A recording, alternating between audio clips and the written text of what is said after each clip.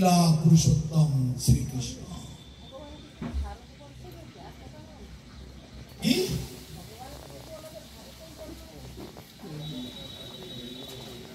শোনো শোনো শোনো শোনো, ভারত তো এখন তোমাদের কাছে ভারত, আগে পৃথিবীর নানা সমস্ত দেশগুলো এক সাইডে ছিল। ডিমের কুসুম, যেমন ডিমের কুসুমটা এক জায়গায় থাকে আর জলের মতো অংশগুলো তার দিকে ছড়িয়ে থাকে। ডিমের কুসুম কি তার মধ্যে ছড়িয়ে থাকে? ডিমের মধ্যে এক জায়গায় থাকে।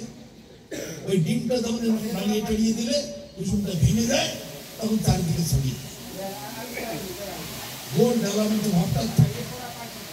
তেমনি আগে সমগ্র দেশ এক জায়গায় ছিল। পৃথিবী যখন ভগবান সৃষ্টি করলেন ব্রহ্মাণ্ড, আর সব অন্যদিকে ছিল। তার মধ্যে কেন্দ্রস্থল, একে বলা হয় জন্মদ্বীপ। জন্মদ্বীপ হচ্ছে পৃথিবী। জন্মদ্বীপের মধ্যে কি শ্রেষ্ঠ? এশিয়া মহাদেশ। এশিয়া মহাদেশের মধ্যে কি শ্রেষ্ঠ? ভারতবর্ষ শ্রেষ্ঠ। ভারতের মধ্যে কি শ্রেষ্ঠ? বঙ্গদেশ শ্রেষ্ঠ। বঙ্গদেশের মধ্যে কোনটা শ্রেষ্ঠ? নদিয়া শ্রেষ্ঠ। নদিয়ার মধ্যে কোনটা শ্রেষ্ঠ? নবদ্বীপ শ্রেষ্ঠ। নবদ্বীপের মধ্যে কোনটা শ্রেষ্ঠ? মায়াপুর শ্রেষ্ঠ। মায়াপুরের মধ্যে কোনটা শ্রেষ্ঠ? সচিনন্দন গৌরহরির বাড়িতে শ্রেষ্ঠ। কোথা থেকে কোথায় কেন্দ্র? তাই আমাদের ভক্তিনাথ ঠাকুর বৈষ্ণব গোপী খেয়েছেন নবদ্বীপ হেমগ্রাম তিরুমলেনাথ। ভারতবর্ষ তো শুধু এইটুকু নয়, ওর সবটাই তো ভারত। ভারতবর্ষের আগে নাম ছিল কি? অজনভ। অজনভ। তারপরে ভরত রাজার কাহিনী হলো, হয়ে তার নামে ভারতবর্ষ। তারপরে ব্রিটিশ আসলো, ব্রিটিশের নাম পাল্টে ইন্ডিয়া করে দিল। তারপরে আবার গান্ধী টান্ধি করে এলো, এই নাম পাল্টে হিন্দুস্তান করে দিল। যে যা খুশি করে। তাহলে একবার হলো অজনব, তারপর হলো ভারতবর্ষ, তারপর হলো ইন্ডিয়া, তারপর হলো হিন্দুস্তান। এখন আবার কেন্দ্রের সরকার সব পাল্টিয়ে আবার ভারতবর্ষ করছে। খবরের কাজ দেখবেন, এখন ওই ইন্ডিয়া নাম আর চলবে না, ব্রিটিশরা দিয়েছে, এখন ভারতবর্ষ। এই ভারত নাম হবে। অতএব সবটাই ভগবানের। যেখানে ভগবানের নিঃশ্বাসে প্রশ্বাসে অনন্ত কোটি ব্রহ্মাণ্ড সৃষ্টি হচ্ছে, লয় হচ্ছে, সৃষ্টি হচ্ছে, তার দেহের মধ্যে প্রবেশ করছে, সেখানে কিসের ভারত? সামান্য ছোট্ট ব্যাপার। অনন্ত কোটি ব্রহ্মাণ্ডে ভগবান লীলা করছে। এই যে জন্মাষ্টমী লীলা, এই যে রাস পূর্ণিমা এখন হচ্ছে, এখানে দামোদর মাস, শুধু এই ব্রহ্মাণ্ডে নয়, অনন্ত কোটি ব্রহ্মাণ্ডে কোন জায়গায় রাসলীলা হচ্ছে, কোন জায়গায় কৃষ্ণ জন্মাষ্টমী হচ্ছে, কোন জায়গায় রামচন্দ্রের আবির্ভাব হচ্ছে, কোন জায়গায় নরসিংহ লীলা হচ্ছে, কোন ব্রহ্মাণ্ডে বামন অবতার লীলা হচ্ছে, কোন জায়গায় মৎস্যাবতারের লীলা হচ্ছে, কোন জায়গায় বারহ অবতারের লীলা হচ্ছে। অনন্ত কোটি ব্রহ্মাণ্ড। কৃপাতে সেই দিব্য দৃষ্টি যখন শিষ্য পায়, তখন দিব্য দৃষ্টিতে এখানে বসে সব দেখতে পায়। এখানে বসে আছে ভক্ত, এখানে বসে বসে হরিনাম করছে। বৃন্দাবনে গোবিন্দ মন্দিরে কুকুর ঢুকেছে, বংশীধর বাবাদের কাহিনী। আর হাসা নাম, হাসা একটু ভালো করে হরিকথা হচ্ছে, যেগুলো শোনার নাম নেই। ইয়ার কি ফালতু দিনে গিয়ে হাসাহাসি করছে। কত বড় শ্রোতা সব। বাবাজি নবদ্বীপে বসে হরিনাম করছেন, ওদিকে বৃন্দাবনে গোবিন্দ মন্দিরেতে কুকুর ঢুকেছে। ভোগ দিয়ে পূজার একটু দিকে গিয়েছে, দরজাটা দিয়ে ভুলে গেছে, সেভাবে কুকুর ঢুকেছে, ঢুকে সব নোংরা করে দিয়েছে। আর বংশীধর বাবাজি নবদ্বীপে বসে কুকুর তাড়াচ্ছে, এই চলে যা, এই কেউ নেই, তারা ভক্তবৃন্দ, কোথায় কিসের কুকুর? ও গুরুদেব, কিসের কুকুর? কই কুকুর কিছু তো নেই, বোকা ছেলেগুলো সব, তোরা কি করে দেখবি? কোথায় কুকুর ঢুকেছে? আরে বৃন্দাবনের গোবিন্দ মন্দিরে কুকুর ঢুকেছে। তো তোরা এখানে, তা আপনি এখানে কি করে জানলেন? ভগবান আমাকে এখানে বসে দেখাচ্ছে, তোরা আমি কি করি? তো বসে আছে নবদ্বীপে, আর বৃন্দাবন এখান থেকে 2000 মাইল দূরে, সেখানে মন্দিরেতে কুকুর ঢুকেছে, এখানে বসে দেখতে পাচ্ছি। তখন টেলিভিশনও ছিল না, মোবাইল ফোনও নেই, কিছু নেই, ছবি করে ভিডিও হোয়াটসঅ্যাপে পাঠিয়ে দিয়েছে। চিন্তা, একে বলে দিব্য দৃষ্টি। পরে করে যখন বৃন্দাবন থেকে লোক আসলো, তাদের কাছে খবর নিল, আরে অমুক দিনের অমুক তারিখে বৃন্দাবনের গোবিন্দ মন্দিরকে কুকুর ঢুকেছিল। হ্যাঁ, তবে কি হলো? তবে সেই ভোগ টোগ সব বের করে ফেলে দেওয়া হলো, আবার মন্দির ধুয়ে মুছে পরিষ্কার করা হলো, আবার করে রন্ধন করা হলো, আবার করে আমরা ভোগ দিলাম। আচ্ছা এইরকম, তাহলে বাবাজি তো ঠিক বলেছিল, বৃন্দাবনের মন্দির কুকুর ঢুকেছে সেই দিনে। তাহলে বুঝুন, এখানে বসে আছে নবদ্বীপে, ওখানে কুকুর ঢুকেছে, বসে দেখতে। কুরুক্ষেত্রের যুদ্ধের খবর জানেন না? কুরুক্ষেত্রের মাঠে যুদ্ধ হচ্ছে, অন্ধ রাজা বসে আছে রাজপ্রাসাদে, তার মন্ত্রীর নাম কি? সঞ্জয়। এই সঞ্জয়, কুরুক্ষেত্রের যুদ্ধের মাঠে কি হচ্ছে বলো দেখি। তখন সঞ্জয় বলছে, সঞ্জয় তখন দিব্য দৃষ্টিতে ভগবানের সঙ্গে এক হয়ে গেছে, সব দেখতে পাচ্ছে। এক পক্ষে কৌরবগণ, এক পক্ষে পাণ্ডবগণ, মাঝখানে অর্জুন বিষাদগ্রস্ত, কার সঙ্গে যুদ্ধ করবো? সব তো আত্মীয় স্বজন, বন্ধু বান্ধব, শালা, ভাইপো, পিসির ছেলে, মাসির ছেলে, কত রকমের আত্মীয় স্বজন, বন্ধু বান্ধব, গুরুজনেরা আছে, পিতামহ আছে, আচার্য দ্রোণাচার্য আছে, কৃপা, শল্য, কর্ণ সব রয়েছে, কার সঙ্গে যুদ্ধ করব? অর্জুন হতাশা হয়ে, আমি যুদ্ধ করবো না, এর থেকে আমি সন্ন্যাস নিয়ে চলে যাবো বলে তীর ধনু ফেলে দিয়ে মুখে হাত দিয়ে বসে আছে। সেইগুলো সব সঞ্জয় দেখতে পাচ্ছে রাজপ্রাসাদে বসে। কুরুক্ষেত্রের ময়দান থেকে হস্তিনাপুর কতটা দূরত্ব? অনেকখানি দূরত্ব, প্রায় 300 কিলোমিটার, 300-400 কিলোমিটার দূরে হস্তিনাপুর। সেইখানে রাজপ্রাসাদের মধ্যে বসে সঞ্জয় সব দেখতে পাচ্ছে। সেইটা ধৃতরাষ্ট্র অন্ধ রাজাকে শোনাচ্ছে। আর কারা কারা দেখেছেন? যারা যারা সিদ্ধ মহাত্মা ছিল তখন, ব্যাসদেব সিদ্ধ মহাত্মা তিনি দেখেছেন, নারদ সিদ্ধ মহাত্মা তিনি দেখতে পাচ্ছেন, শিব সিদ্ধ মহাত্মা তিনি দেখতে পাচ্ছেন, আরো যারা যারা সিদ্ধ মহাত্মা ছিল তারা সবাই দেখতে পাচ্ছে কুরুক্ষেত্রের ময়দানের কথা, সেখানকার কাহিনী তারা সব মনে প্রাণে দেখতে পাচ্ছে। হরিনাম করতে থাকলে, গুরুদেবের আনুগত্য স্বীকার করে হরিনাম করতে থাকলে ভগবান ধীরে ধীরে মায়ার পদ্মাটা সামনে থেকে খুঁটে দেয়। তখন দেখতে পাবে সেই বৃন্দাবন ধাম। বৃন্দাবনে কি হচ্ছে, আমেরিকায় কি হচ্ছে, অস্ট্রেলিয়ায় কি হচ্ছে, তারপরে পুরীতে কি হচ্ছে, মথুরায় কি হচ্ছে, সব দেখতে পাবে এখানে বসে বসে। স্বর্গে দেবদেবীরা কি করছে, বৃন্দাবনে কেমন করে রাসলীলা হচ্ছে, এখানে বসে বসে সব এমন এক জ্ঞান, একেবারে দিব্য জ্ঞান। আগের দিন বললাম, মনে পড়ে ভগবানকে দেখতে গেলে কি দিয়ে দেখতে হয়? আগের দিন বলেছিল মনে নেই? কান দিয়ে। এই চোখ দিয়ে ভগবানকে দেখা যাবে না, কান দিয়ে দেখতে হবে। তার মানে এই যে কথাগুলো বলছি, এগুলো মনে প্রাণে শুনে বিশ্বাস করতে হবে এবং সেইভাবে দিন অতিবাহিত করতে হবে। তখন দেখবে যেদিন গৃহে ভজন দেখি, গৃহেতে গোলক ভাই, চরণ সিধু দেখিয়া গঙ্গা সুখ না সীমা পায়। যেদিন গৃহেতে ভজন আরম্ভ হলো, ভক্ত যেদিন গুরুদেবের পাদ পদ্ম স্মরণ করে, গুরু আজ্ঞা পালন করে একান্তিক ভাবে হরিনাম করছে, ঠাকুরকে ভোগ দিচ্ছে, প্রসাদ পাচ্ছে, একাদশী পালন করছে, হরিনাম করছে, মনোযোগ দিয়ে কৃষ্ণ সংসার করেছে, সেই দিন দেখবে গোলক বৃন্দাবন সাক্ষাৎ এখানেই প্রকটিত হবে। গাড়ি ভাড়া করে পয়সা খরচা করে বৃন্দাবনে যেতে হবে না, বৃন্দাবন এখানে চলে আসবে। এইরকম দিব্য জগৎ, দিব্য ধাম, দিব্য জগৎ সব এরকম, যেতে হয় না। রাধারানী বর্ষণা থেকে ওই কৃষ্ণের বাড়িতে এসে রান্না করে দিয়ে যেতে,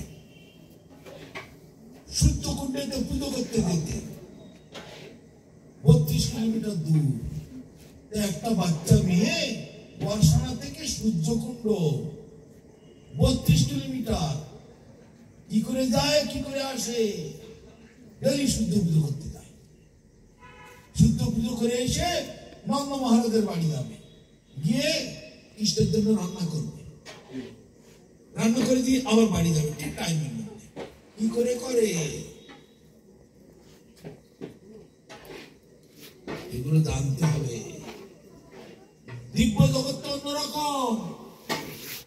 শ্রেয় কান্তা কান্ত পরম পুরুষ কল্পতর্ম ধ্রুম ভূমি চিন্তামণি গুণময়ী তোয়ম অমৃতম কথা গানম নট্যং গমনমপি চিদানন্দং জ্যোতি পরমপি তদা শব্দমপি চ সদত্র ক্ষীরাবি স্রবতী সুরভি বর্ষ সমাহান নিমেষার ধাক্য বা প্রদতি নহি দত্রাপি সময় ভজে শত দীপং তমহমিও গোলকমিতি দম বিদন্তস্তে সন্ত ক্ষিতি বিরল চারা অতি ভয়ে। আমার গুরু মহারাজ এই শ্লোকটা বারবার বলতে, বৃন্দাবন ধামটা কেমন? শ্রেয় কান্তা কান্ত পরম পুরুষ, একমাত্র পরম পুরুষ কৃষ্ণ, একটাই মাত্র পুরুষ সেখানে, আর কোটি কোটি গোপিনী, একটাই মাত্র পুরুষ। কোটি কোটি গোপিনীকে কি করে সন্তুষ্ট করে রেখেছেন? তিনি নিজেই কোটি কোটি রূপ ধারণ করে কোটি কোটি গোপিনীর ঘরে যাচ্ছেন। সবাই মনে করছে কৃষ্ণ তোমার আমার সঙ্গে আছে, আর কার সঙ্গে নেই। কৃষ্ণ তোমার আমার ঘরে আছে, আর কার ঘরে নেই। এমন ভগবানের মায়া, অনন্ত কোটি গোপীকে এইভাবে সন্তুষ্ট করে রেখেছে। শ্রেয় কান্তা কান্ত পরম পুরুষ কল্পতরু দ্রুমা, দ্রুমা মানে কি? বৃক্ষ, গাছ, কল্পতরু, যা কল্পনা করবে তাই হবে।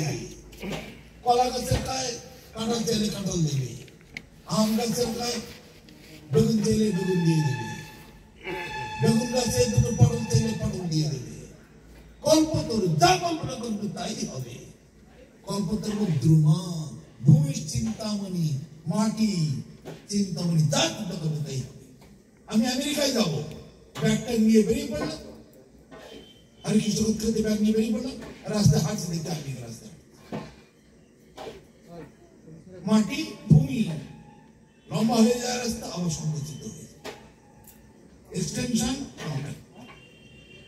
সংকুচিত প্রসারিত। বৃন্দাবন ধাম এরকম। রাধারানী যখন কৃষ্ণকে স্মরণ করে সূর্যকুণ্ডে যাওয়ার পুজো করতে যাবে ভেবেছেন, সূর্যকুণ্ড 32 কিলোমিটার, তখন ওই 2 ফুটের রাস্তা পুজো টালটানি বেরোলো, দেখছি সূর্যকুণ্ডে এসে গেছে। আবার সূর্যকুণ্ডে পূজা করে নন্দ মহারাজের বাড়ি যেতে হবে, রান্না করতে হবে। চিন্তা করলো, কৃষ্ণকে স্মরণ করে শুনে দেখছি নন্দ মহারাজের বাড়িতে এসে গেছে। তারপরে রান্না বান্না হয়ে গেল, হয়ে বাড়িতে যেতে হলে তো মা বাবা আবার অপেক্ষা করছে, বেরিয়ে পড়লো, দেখেছি বাড়িতে এসে গেছে। 1-2 সেকেন্ডের মধ্যে 100 দিনের 100 ঘন্টার কাজ অ্যাক্সিডেন্টের মধ্যে হচ্ছে। ভূমি সংকুচিত হয়, প্রসারিত হয়। ভূমির চিন্তামণি, যা চিন্তা করবে তাই দেবে। তোয়াম অমৃতম, তোয়াম মানে কি? জল। জল সেখানে অমৃত। যে এক ফোঁটা অমৃতের জন্য দেবতার অসুরের ভয়ঙ্কর যুদ্ধ হয়েছিল, আজ পর্যন্ত সেই যুদ্ধের রেশ চলছে। এই যে আপনাদের মন্দির ভাঙছে, পাটাপাটি দলা দিলে ওদেরকে মারছে, এরা ওদেরকে মারছে, অন্য কিচ্ছু না, সব সেই দেবতার অসুরের যুদ্ধ চলছে, এখনো সে চলছে। তাহলে একটা অমৃতের জন্য দেবতারা পেল, আমরা কেন পাবো না? এই মারামারি আজও তার বিশ্বাস হচ্ছে না। আর সেখানে গোলক বৃন্দাবনেতে নর্দমা দিয়ে চলে যাচ্ছে এরকম অমৃত, খানা ডোবা খানা পুকুর সব অমৃত ভরপুর। তোয়ম অমৃতম কথা গানম, সেখানে কথা বলছে লোক, তোমার হচ্ছে গান করছে। নাট্যাঙ্গমন গোপী হাঁটা চলা করছে, তোমার হচ্ছে নৃত্য করছে। বংশী প্রিয় সখী, বংশী মানে বাঁশি। আমাদের তেমন এখানে কথা বলি আমরা, কমিউনিকেশন কিভাবে কমিউনিকেশন করি? টেলিফোনের মাধ্যমে, ওয়্যারলেসের মাধ্যমে, ফেসবুকের মাধ্যমে, আর ওখানে বাঁশির মাধ্যমে। বাঁশিতে ফু দিল, গরুগুলো লাফাতে লাগলো, এইবার আমাদের কোথায় চড়াতে নিয়ে যাবে। সমস্ত বালকেরা কি ভাবছে? কৃষ্ণ আমাদের ডাকছে, এইবার আমরা সবাই রেডি হয়ে যাই। মা যশোমতী কি ভাবছে? কৃষ্ণের ক্ষুধা পেয়েছে, তাড়াতাড়ি আমি ননি ছানা মাখন রেডি করি। ওই একবার শেষ করেছি। গোপিনীরা কি ভাবছে? এবার আমাদের কানাইয়া আসবে, এইবার এখানে আমরা তার জন্য মালা দিচ্ছি, এখানে আমাদের নাচ গান হবে, এখানে খেলাধুলো হবে। এক মাসের শুরুতে বিভিন্ন জায়গায় বিভিন্ন রকম স্কুল পৌঁছে যাচ্ছে। কংস, চাণূর, মুষ্টিক, তারপরে ওই অসুরের দল, ওদের হৃদকম্প হচ্ছে ওই মাসের শুরুতে। এক মাসের শুরুতে তাদের হৃদকম্প হচ্ছে। ওই জম, ওই মহাকাল আসছে আমাকে যেন খেয়ে দিল। একটা মাসির শব্দতে চারিদিকে বিভিন্ন রকমের প্রতিক্রিয়া হচ্ছে। তাই বলছে বংশী প্রিয় সখী। চিদানন্দন জ্যোতি, সেখানকার আলো ইলেকট্রিকের আলো নয়, আর এই চন্দ্র সূর্যের আলো নয়। কিসের আলোয় আলোকিত? সেই বৃন্দাবন ভগবানের অঙ্গের জ্যোতিতে আলোকিত হয়ে আছে। তোমরা হরিনাম করছো, শেষকালে কি পাবো, কোথায় যাবো, কেউ তো জিজ্ঞাসা করো না। আমি তোমাদের ঘাড়ে কি কথা বের করেছি। শেষকালে কি পাবে? যেগুলো বলছে এইগুলো পাবে। এই হচ্ছে সেই ধাম, চিদানন্দন জ্যোতি। সেই জ্যোতি চন্দ্র সূর্যের আলো নয়, ইলেকট্রিকের আলো নয়, কেরোসিনের আলো নয়, স্বয়ং ভগবানের অঙ্গ জ্যোতি। দাদা সত্যম সযত্র ক্ষীরবধি, অবধি মানে সমুদ্র। এখানকার সমুদ্রের কি দল? লবণ জল। আর বৃন্দাবনের সমুদ্র কি দল? সেখানে দুধে ভর্তি। ক্ষীর মানে দুধ। তাহলে চিদানন্দন জ্যোতি পরমপি তদা শব্দমপি চ সযত্র ক্ষীরাবধি সুরভি বৎস সমাহান। গাভী সকল সুরভি, গাভী গাভীর নাম, গাভীগুলোকে সুরভি বলা হয়। সুরভিগণ, গাভীগণ সমাহান, যার দেবে তাই দেবে। আজকে এখানে উৎসব হবে, 1 লক্ষ লোক খাবে, দুধ চাই। ওই একটা গাভীতেই 1 লক্ষ দুধ দিয়ে দেবে। ওই 1 লক্ষ লোকের খাবারে দুধ দিয়ে দেবে। 10 মন 100 মন মিষ্টি মেটাই হবে, তুমি দাও, ওই গাভী এনে দেবে। সুরভি গাভী রান্না বান্না করে রেডি করে দাও, এক্ষুনি লোক প্রসাদ পাবে। গাভী সব রেডি করে দেবে। সুরভি বৎস সমাহান নিমেষার ধাক্যবা ব্রততি নহি যাত্রাপি সময়। সময় সেখানে পালায় না, সময় দাঁড়িয়ে থাকে। তার প্রমাণ, রাধারানী রান্না করছে সকালবেলা,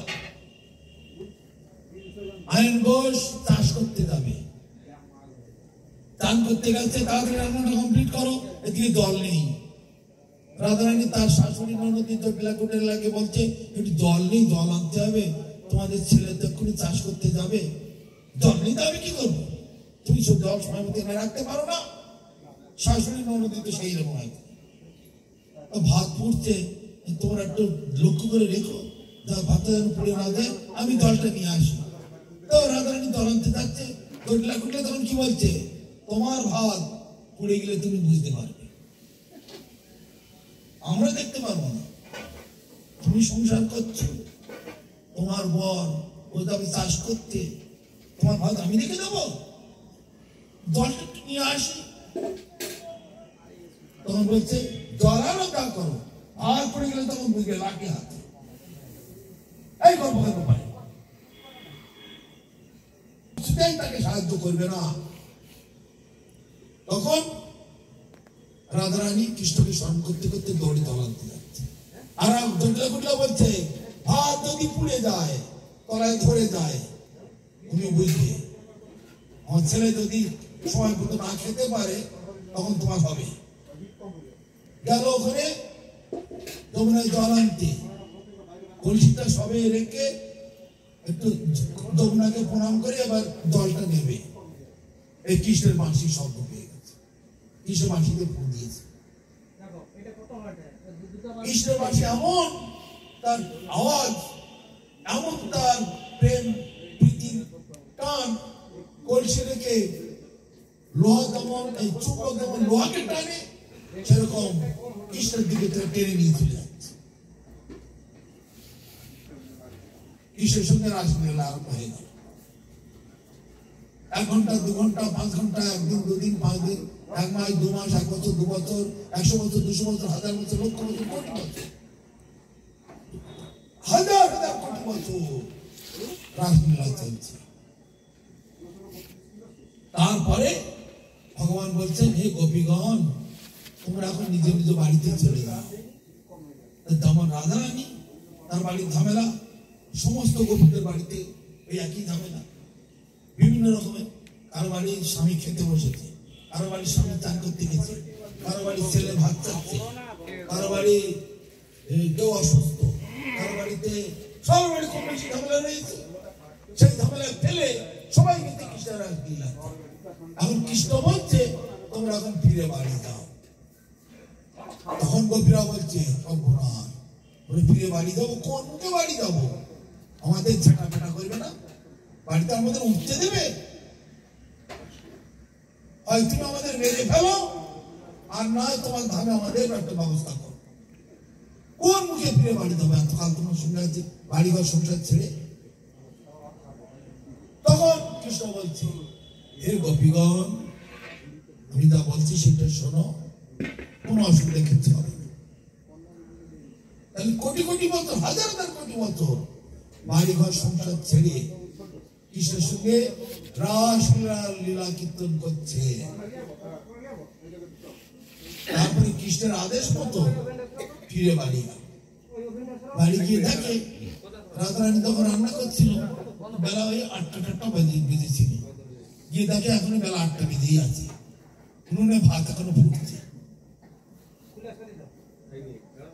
জল আনতে গেল, কলসিটা সেই ঘাটি আছে, জল ভরে নিয়ে বাড়িতে আসলো, ভাত এখনো সেদ্ধ হয়নি, এখন ফুটছে। স্বামী গিয়েছিল চান করতে, তার এখনো চান করা হয়নি। দড়িলা কুটে লাঠি নিয়ে বসে আছে, যদি ভাত পড়ে যায়, যেমন সব তেমনি আছে, কোনো অসুবিধা কিচ্ছু। সকলের বাড়ি বাড়ি, সব গোপীদের বাড়ি একই অবস্থা, কোথাও কোনো অসুবিধা নেই। অবাক হয়ে গেল। এখানে সেইটা তার প্রমাণ দিচ্ছে, নহি যাত্রাপি সময়ও, সময় সেখানে দাঁড়িয়ে থাকে, 1 ইঞ্চি আগে পিছে হতে পারে না ভগবানের ইচ্ছা ছাড়া। ভগবান চাইছে যেমন সময় 8টা বাজে, 8টায় বেজে থাকো। 2 দিন 10 দিন 2 বছর 10 বছর 1000 বছর, ওই 8টায় বেজে থাকো। সব সেইভাবে মোহিত হয়ে আছে।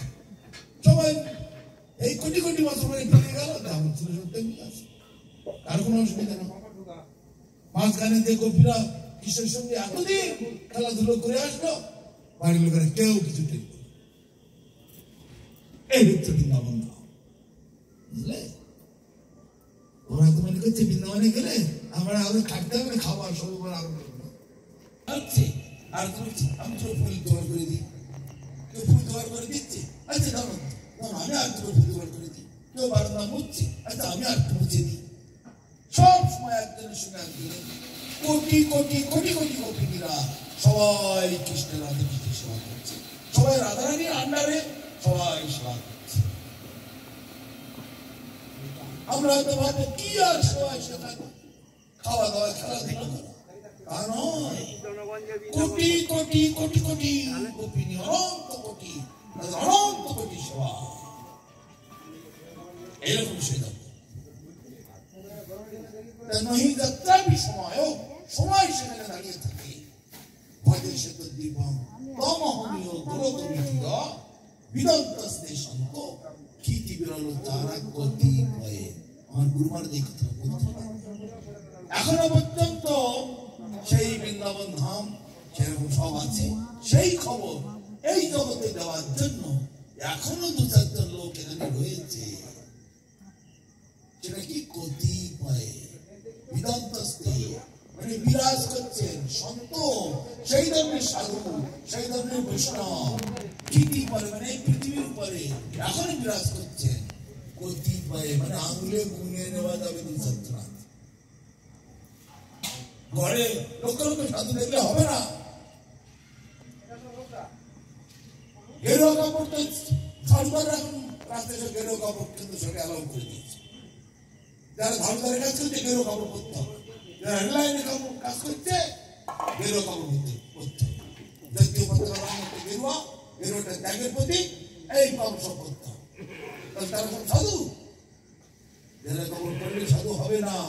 এই বিচার, এই চিন্তাধারা, এই চেতনা শক্তির বিকাশ এইটা যার মধ্যে আছে সেই হবে সাধু। সেটা এরকম সাধু চোখে দেখা যাবে না, গুরু মুখ থেকে কানে শুনতে হবে। শুনলে হৃদয়ের চেতনা শক্তিটা জাগরিত হবে, তখন তুমি দেখতে পাবে। দেখতে পাবে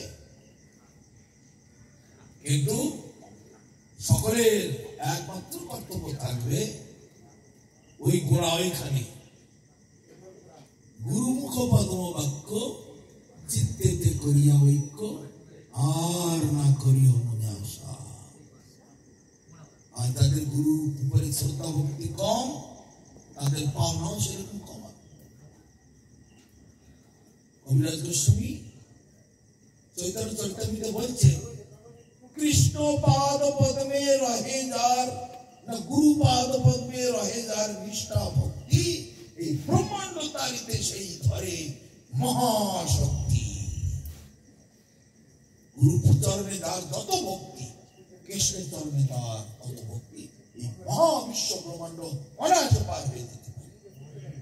পাণ্ডবদের অবস্থা ভাবুন তো, পাণ্ডবদের কি ছিল?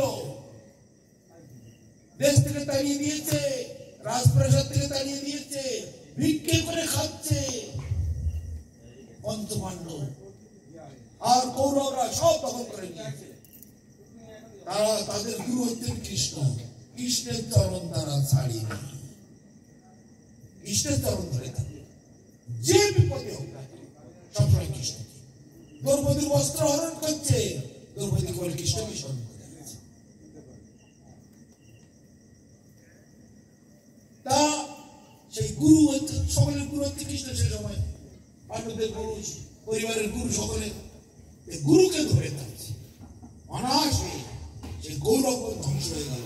100 ভাই কৃষ্ণের নারায়ণী সেনা 11 অক্ষয়িনী মানে 11 কোটি নারায়ণী সেনা, প্রত্যেকটা সেনা কৃষ্ণের মতো বলবান, কিন্তু কেউ কৃষ্ণ নয়, কৃষ্ণের মতো বলবান।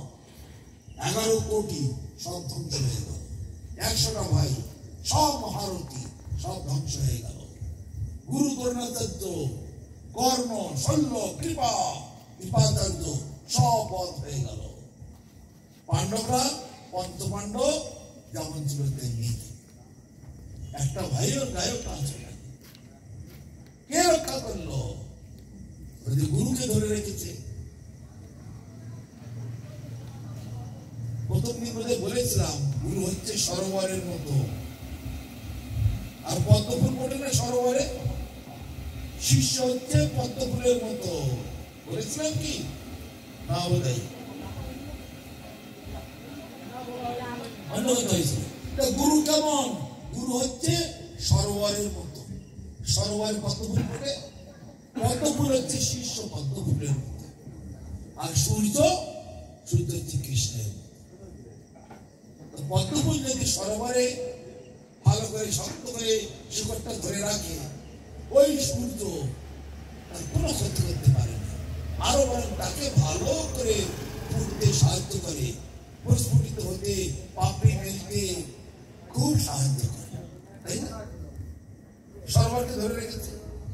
আর যদি ওই ফুলটাকে সরোবর থেকে তুলে ডাঙায় রেখে দেওয়া হয়, 2 মিনিটও লাগবে না, ওই সূর্যটাকে পুড়িয়ে একেবারে শেষ হবে।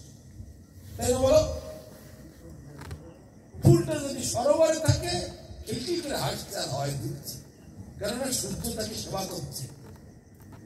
কেন? ও গুরুকে ধরে আসছে, গুরু হচ্ছে সরোবর। আর যদি সরোবর থেকে তুলে ডাঙা রেখে দিতে পারে, গুরু থেকে আলাদা হয়ে গেল। ওই সূর্য এক মিনিট সৃষ্টি